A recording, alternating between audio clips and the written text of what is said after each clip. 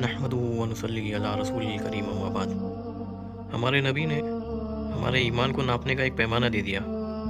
فرمایا کسی برائی کو ہوتا ہوا دیکھے تو اسے ہاتھ سے روکے، اور اگر ہمت نہ ہو تو اسے زبان سے بول کے اس گناہ کے کام کو روکے۔ اتنی بھی استطاعت نہ ہو تو اس کو دل میں برا سمجھے اور وہاں سے ہٹ جائے۔ یہ ایمان کا سب سے کمتر درجہ ہے۔ وہاں سے برائی کی جگہ سے ہٹ جانا یہ ایمان کا سب سے آخری درجہ ہے۔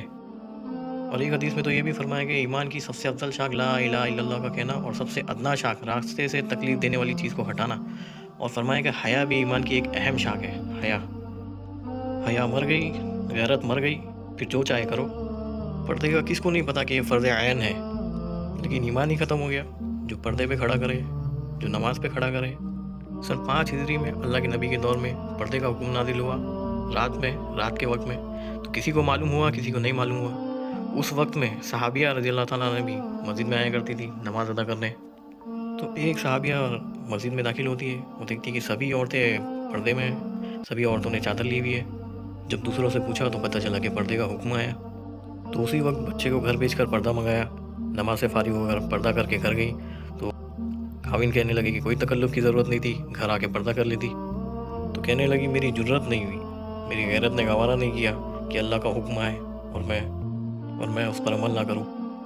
حضرت فاطمہ رضی اللہ عنہ کی جب وفات کا وقت قریب تھا تو انہوں نے، حضرت علی پاس میں تھے، تو انہوں نے ان سے فرمایا کہ غسل کا پانی رکھو گرم کرنے۔